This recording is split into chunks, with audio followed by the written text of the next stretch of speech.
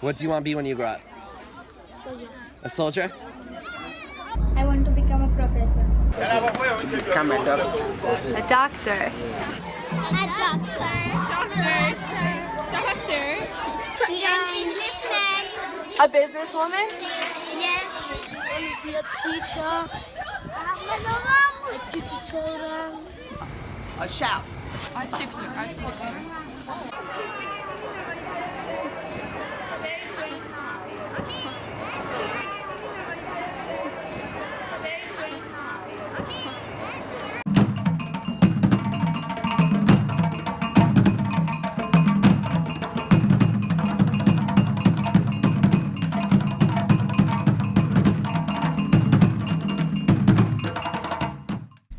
Ghana, the fastest growing region in the world, has been facing a weakening economy in recent years. With an unemployment rate around 26%, many Ghanaians work to provide for their basic needs and oftentimes their families' needs as well. And what are you learning in school? Science. Science? Science and math. Some children in Ghana recognize the problem of disease in their country, such as malaria, and strive to push themselves academically so they can one day find a way to make a difference and save lives in the future. What makes you want to be a doctor? Because when I see things in Ghana, like different diseases coming, say Ebola, malaria, cholera, so me too, I want to study hard so that I will try my best to know them all. But like 2 days ago, I learned in my area one of our brother's friend dead because of malaria. As education improves in Ghana, the opportunity for children to strive for more specialized careers increases. The value placed on education, the homes a lot of these children come from, they will do anything to make sure they go all the way to tertiary. A minimum of 80% of them finishing the 9th grade exam, earning distinctions to move on to high school. So almost all of them get into their first place choices. Yet on the continent of Africa, there are millions of children who don't have access to formal education. And so they had better appreciate what is going on. I do paintings. Sometimes I do paintings because it keeps the history of my people. You see? Yeah. This is talking about unity. Unity? Why is it unity? Because when we come together, become unity. Yeah. So with this one, you say different people with different colors, but we are all one people. Being a collectivist culture, Ghanaians care tremendously about their community and everyone in it. How we can have this painting is talking about how we live in Africa or how we live in Ghana. Yeah. So when I do the painting, it keeps the culture of the people.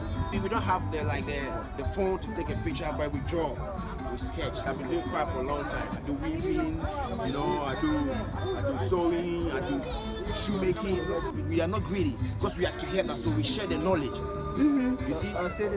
We share the knowledge with one another.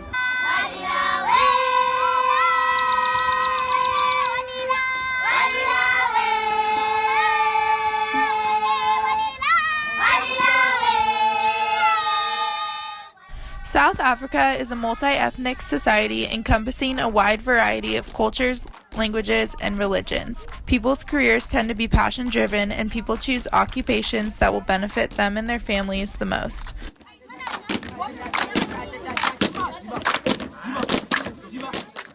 South Africa is very westernized and a country where the freedom of job choice and opportunities exists for many.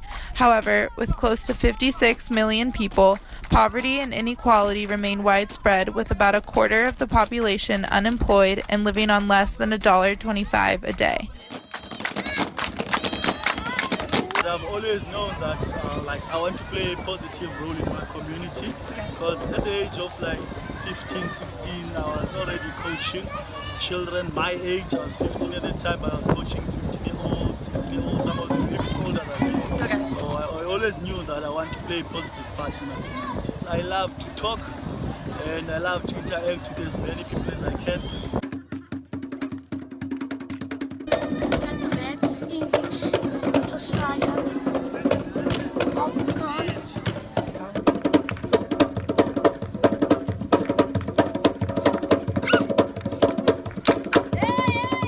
A large amount of jobs in South Africa are related to service, where many people work in tourism or hospitality. I am a field guide by profession, and when I'm not guiding, I do help out with the farm maintenance. When I say farm, we check our wildlife fences, feed animals, all sorts of things. So everything nature-wise. So I'm involved in tourism and nature.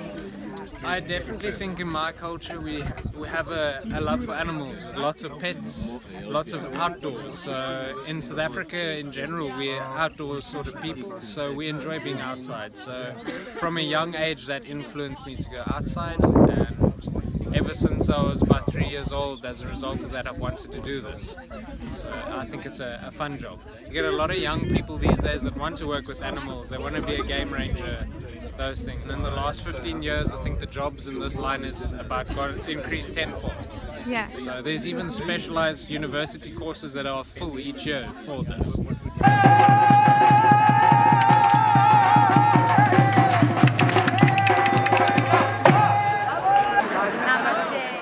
India's improved education system is often cited as one of the main contributors to its economic development.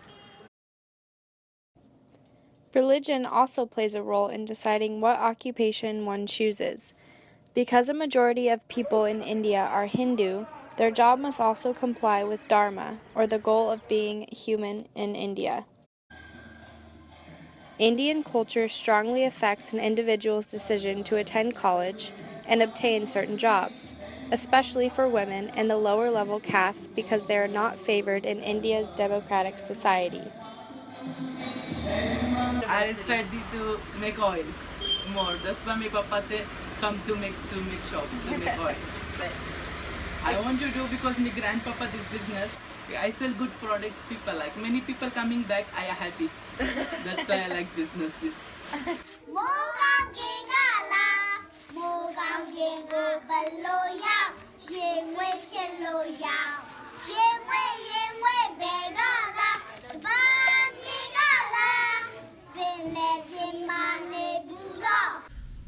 Myanmar is a smaller country located in Southeast Asia and is considered one of the poorest nations in this area.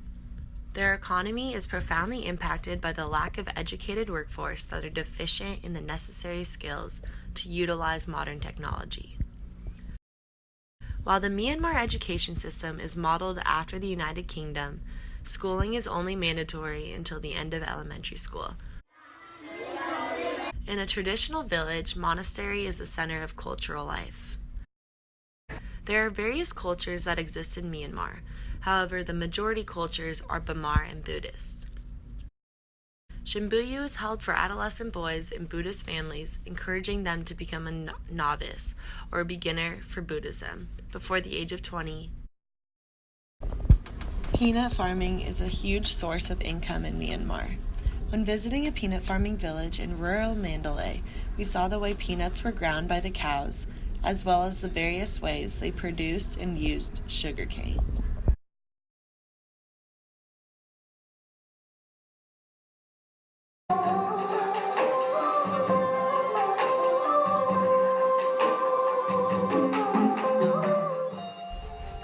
With a population of nearly 100 million people, Vietnam lies as the 14th most populated country. With an unemployment rate lower than the United States, 3.4%, working is an evident part of the Vietnamese culture. While in Vietnam, Julia's family was kind enough to host some students and teach them their lifestyle and their culture in a more hands-on experience. The dominant agricultural economic base is wet rice farming, which Julia's family specializes in. So my dad's family in Vietnam works on rice fields, and they're all farmers. They've owned acres of rice fields for generations, several generations, and they've all remained in the same area because of their ownership of that land. Generally, people work, like our family works on the rice fields and harvests the rice, as well as takes care of the cows, chickens, and goats that we have on the property until they're up an age where they can't do any more hard labor, and then the work gets passed on to the kids. In the past, during my dad's generation, typically kids drop out in middle school or high school, and then they proceed to work on the farm and help out their parents, and then the land gets passed down to the children, who then pass the land down to their children. So the issue that's being raised right now is that this generation of parents is remaining working on the rice fields. However, the children are all drifting towards the city. So there's this issue of who's going to take care of the rice fields moving forward, and which children need to give up potentially their livelihood in the city to move back to the farm and own the property and take care of the family's business. I can join the cooking together with the chef, and I can sell, the tour of the cooking class. It's not only about the history or geography or something like that, and about this is all about the food as well. And because the most important of the tourists, when you travel around, you can that you can enjoy the good food, and the best part is you can enjoy what you cook. Yeah. Overall, through our observations and experiences in each of these countries, it was evident that culture played a large role in the occupations obtained in each society. Many factors of a culture can contribute to an individual's career path, such as family, religion, and education. For example, we saw that in Ghana, community, family, and collectivist ideology motivates individuals to choose certain career paths that can provide growth and sustainability in their society. With a majority of India following the Hindu religion, the caste system limits the opportunities for those with lower socioeconomic status, secluding people from outside work. Then we saw that in Myanmar, limited access to higher education was a major obstacle, preventing many people from obtaining the skills needed for higher-paying jobs. Through our interviews and experiences shown in this documentary, we were left inspired and in awe by the motivation and passion from people we encountered throughout this voyage. Our lives are forever impacted by each person's story and will ultimately play a part in our future career decisions.